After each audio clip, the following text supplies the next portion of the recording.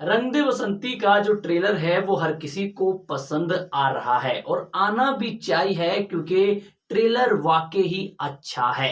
लेकिन ट्रेलर के अंदर कुछ ऐसी गलतियां हैं जिन्हें इग्नोर नहीं किया जा सकता और अगर ये गलतियां नहीं होती तो ट्रेलर अच्छा नहीं बल्कि ग्रेट ट्रेलर बन जाता।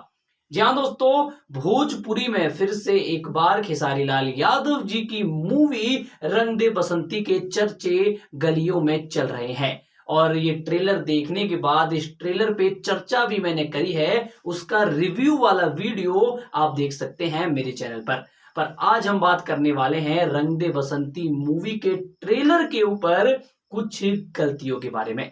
तो सबसे पहली गलती है भैया, जब वो एक गाड़ी ब्लास्ट होती है वहां इतना सस्ता, इतना घटिया, इतना बेकार वीएफएक्स हमें दिखाया जाता है कि एक नौसिखिया भी उसे देख के बोल देगा कि भाई ये तो नकली है।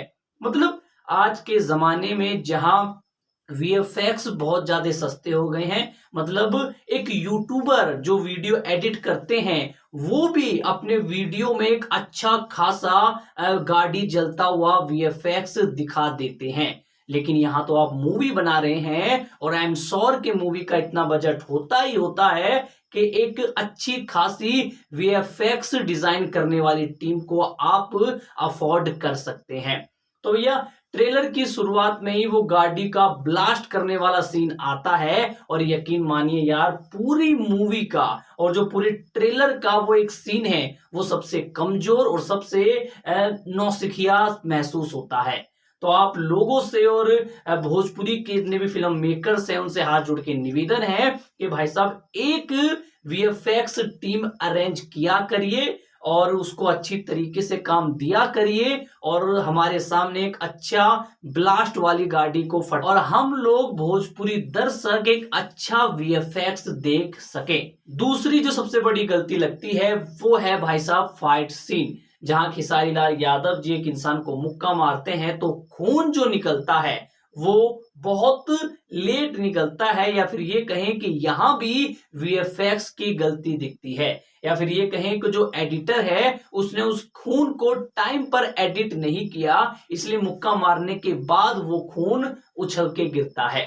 तो अब मुझे नहीं पता कि भैया जो रंग दे बसंती के मेकर्स हैं उनके पास ऐसी एक टीम है नहीं, या फिर उन्होंने अफोर्ड नहीं करी जो रंग दे बसंती मूवी के वीएफएक्स को अच्छे से डिजाइन कर सके।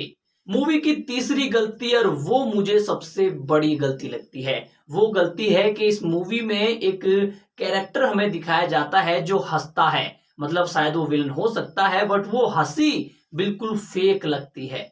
वो हंसी लगती है कि हाँ ये बताना चाहता है कि भैया मैं विलन हूं, अगर ये हंसेगा नहीं तो हमें पता नहीं चलेगा ये विलन है। तो वो इतनी फेक हंसी लगती है, वो इतनी झूठी हंसी लगती है कि उसे देखने के बाद शायद मैं तो इरिटेट हो ही गया था। अब मूवी आने के बाद ही पता चलेगा कि भैया वो ऐसा क्यों हंस रहा था और उसके पीछे क्या रीजन था। और अगर वो सिर्फ विलन होने के लिए हंस रहा था कि हाँ मैं विलन हूं, तो बहुत घटिया है।